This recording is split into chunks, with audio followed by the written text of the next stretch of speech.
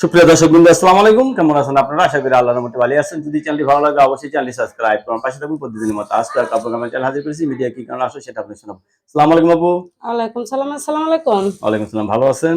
আছি আলহামদুলিল্লাহ। আচ্ছা, কি মনটা খারাপ কেন? কি হয়েছে আপনার? মনটা খারাপ ভাই, রোজা রমজান মাস, রোজা টোজা থাকা লাগে। রোজা রাখছেন? রোজা রাখছি। যাক আলহামদুলিল্লাহ। আপুর কি বিয়ে শাদী হয়েছে? বিয়ে শাদী হয়েছে আপনার? বিয়ে শাদী হয়েছিল, এখন আর হয় নাই। এখন আর হয়নি, মানে সারাসারি হয়ে গেছে মনে হয়? হ্যাঁ আচ্ছা, তো একাই থাকেন? হ্যাঁ, একাই থাকে। একটা মেয়ে আছে, মেয়েটার নিয়ে একাই থাকে। ভালো লাগে একা থাকতে? একা থাকতে ভালো না লাগলেও থাকতে হয়, কি করুম।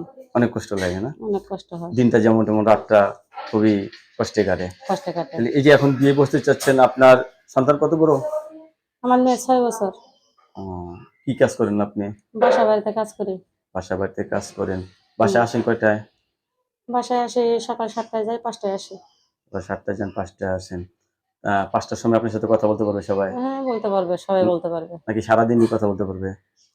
এখন মনে করেন কষ্টের জীবন, কাজ করতেছে, যদি এরকম একটা ভালো মানুষ আল্লাহ জব কপালে জোটায়, যদি আমার বাচ্চা সহ দায়িত্ব নেয়, যদি তাহলে আমার কাজ টাজ 5 করা। ওয়াক্ত নামাজ পড়ার তৌফিক দেয়, তাহলে আমি মেয়েটারে নিয়ে তার পাশে সারা জীবন থাকতে চাই।